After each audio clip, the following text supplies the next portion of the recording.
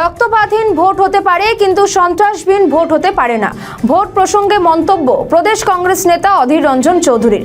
এছাড়াও তিনি গ্যাসের দাম বৃদ্ধি নিয়ে সুর চড়ান। কি বললেন শুনুন।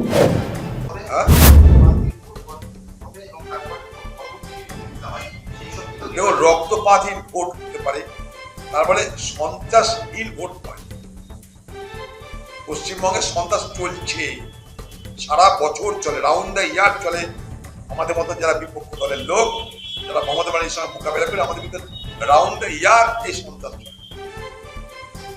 রক্তপাতহীন আর সন্ত্রাসহীন ব্যাপারটা কি? রক্ত নাও পড়তে পারে, রক্ত না পড়া মানে সন্ত্রাস মানে কিভাবে আমি 2 দিয়ে 4 বলতে পারি না।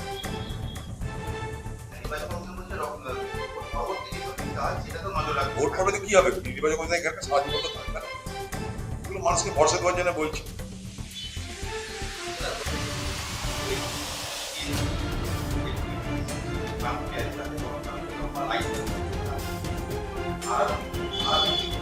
দেখুন, সংকটের বাজারে লুট চলবে।